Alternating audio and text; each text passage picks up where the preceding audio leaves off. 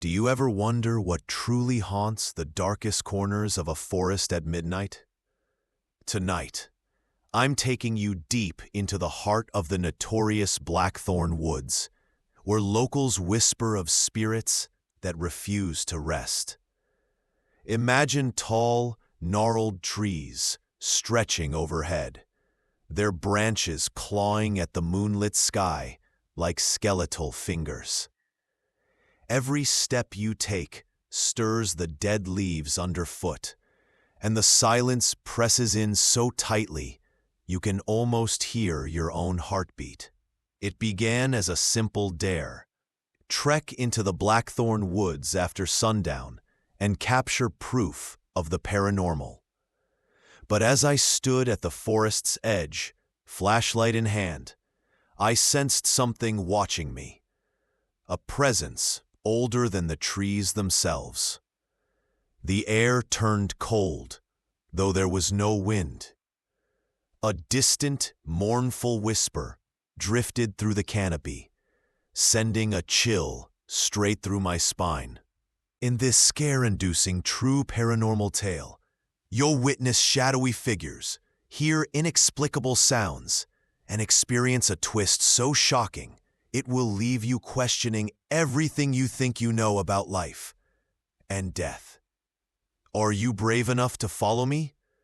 Keep watching, because the woods are alive tonight, and they'll have a story to tell, a story that ends in terror. I drove to the outskirts of town as the sun dipped below the horizon, painting the sky in bruised purples and blood reds. The old oak sign marking Blackthorn Woods loomed ahead, its letters faded by decades of rain and wind.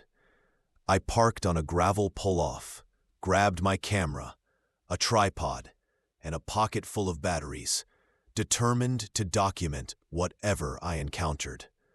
My heart pounded in my chest, partly from excitement, partly from dread.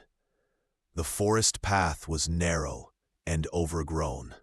Ivy and brambles formed tangled walls on either side, and low-hanging branches brushed my shoulders like warning arms. I flicked on my flashlight. Its beam sliced through the darkness, catching motes of dust that danced like tiny specters. Every few steps, I paused to listen. There was no breeze, yet the treetops creaked and groaned. Somewhere ahead, I heard a faint clicking sound, like dry bones knocking together. About half a mile in, I stumbled upon an abandoned campsite. A rusted lantern lay on its side, long since extinguished. Nearby, a campfire ring filled with cold ashes and charred skulls. Deer skulls, I hoped. But one skull caught my eye. Its empty sockets seemed to follow me. I set up my camera on the tripod and recorded a quick panorama. On playback, I noticed a faint blur hovering between two trees. I chalked it up to a camera flare at first. Deeper in, the trail forked. One path led uphill toward a rocky clearing rumored to be a burial ground. The other descended into a swamp, so thick with mist it looked like vapor from a witch's cauldron. I chose the swamp, drawn by the promise of stronger activity. As I descended, the mist swallowed the beam of my flashlight, and the world narrowed to the circle of light before me. Halfway down, I began to hear whispers, soft, urgent, pleading. I stopped the camera. The whispers faded. I listened. Silence. Then, unmistakable words. Leave, now. The voice was female, breathless, desperate. My rational mind argued, wind through reeds, echo from the ridge. But my heart knew better. I raised the camera again. The mist shifted and coalesced into a vague human shape, tall, cloaked, face obscured. I blinked. When I looked again, it was gone. Shaken, I pressed on. The ground became spongy and cold. My boots sank into soft mud with each step. I caught sight of footprints, bare, human, but impossibly large, twice the size of mine. They led away from the path, deeper into the swamp. Fear warred with curiosity. I followed them, camera rolling. The footprints ended at an ancient stone altar, half sunken and covered in moss. Strange symbols were carved into its surface, runes I didn't recognize. I circled the altar, running my hand over the cold stone. The instant I touched it, the whispers returned, louder, closer. My breath caught. I spun around. The cloaked figure stood a few feet away, its face still hidden in shadow. Behind it, the forest was alive. Branches twisted and bent, reaching toward us. The air pulsated like a heartbeat, gathering every ounce of courage. I called out, "Who are you?" No answer, just the rasp of dead leaves. Then, a sudden flicker. The figure lowered its hood. Pale skin, hollow eyes, lips cracked in a silent scream. I stumbled back. My flashlight beam fell on a gnarled hand, bone white and skeletal. The camera slipped from my grasp and hit the mud with a splash. I froze, adrenaline surging. The spirit raised its arm and pointed behind me. I risked a glance. Something moved in the trees, a massive, dark shape. My mind screamed to run. My feet obeyed. I bolted back up the path, mud spraying from my boots, the mist swirling at my heels. Branches lashed at my face and arms as I raced uphill. I heard the spirit's wail behind me, a sound so filled with anguish it felt like ice in my veins. The swamp gave way to firmer ground, but the forest grew darker, almost as if the trees themselves were closing in. My flashlight flickered. I smacked it against my palm. It steadied. I splinted until I reached the fork. I turned toward the burial clearing, reasoning I might find a better vantage point there.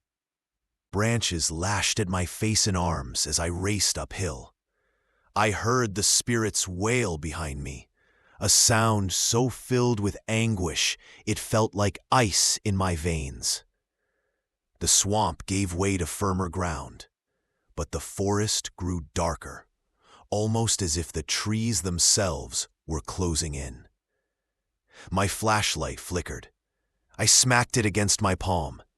It steadied. I sprinted until I reached the fork. I turned toward the burial clearing, reasoning I might find a better vantage point there. Breaking through the tree line, I stumbled into a moonlit clearing, dotted with rough-hewn headstones and toppled grave markers. The ground was carpeted in dead leaves. In the center stood a single, upright tombstone, fresh dirt piled at its base, an unmarked grave. The name, barely legible, read Evelyn Darrow, 1893 to 1915. I'd seen that name in the local archives. A young girl who vanished without a trace over a century ago. I lifted the camera, breath coming in ragged gasps. The spirit was there, kneeling by the grave, brushing away leaves with ghostly fingers. As I trained the lens on her, she looked up. Her eyes, empty sockets again, but now filled with sorrow, locked with mine. She mouthed one word: remember. Shaking, I stepped closer. Evelyn? The spirit's form flickered like a dying candle. Around the clearing, headstones began to crack, topple, and sink. The ground rumbled. I realized what remember meant, Her story had been forgotten. No one marked her grave. No one mourned her. The forest had become her prison. I grabbed my notebook and read from the archives. Evelyn Darrow, daughter of the town's founder, vanished on Midsummer's Eve. Search parties found only her footprints leading into these woods, and they never returned. At the entry, Evelyn Darrow, an editor's note scrawled in the margin read, "Curse the woods. Leave her be." Heart pounding, I whispered, "I remember you, Evelyn. I'll tell your story." The spirit rose, mist swirling at her feet. She reached out, hand trembling. I closed my eyes, compelled to touch her. The instant our hands met, a jolt of cold seared through me. I saw flashes, Evelyn's final moments, running from unseen horrors, begging for help, collapsing at the altar. Her spirit, bound by despair, doomed to wander. Tears welled in my eyes. I squeezed her hand. Rest now. A brilliant light exploded in the clearing, and Evelyn's form dissolved into motes of luminescence that drifted upward, joining the moonlight. The rumbling ceased. The forest stilled. I gathered my camera and notebook, hands shaking. On playback, the footage was pristine. Whispers captured on audio. The cloaked figure transforming into a grieving young girl, the altar carvings glowing faintly. Every moment was documented. But more than proof, I carried Evelyn's story in my heart. As I left the clearing, the mist receded, and the trees seemed to bow in farewell. The path out opened as if the forest itself guided me back. I stumbled into my car at dawn's first light, exhausted but alive. Just when I thought it was over, my phone buzzed with a notification. The Camera app had uploaded a final clip to the cloud, footage I never recorded. With trembling fingers, I tapped play. The video showed me sleeping in my car, a faint silhouette hovering outside the passenger window. I blinked in disbelief.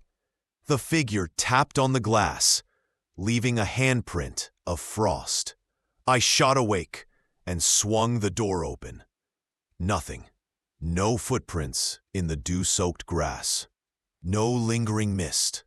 Only the early morning chill. Heart hammering, I checked the timestamp. 3:15 a.m. The exact hour Evelyn had vanished.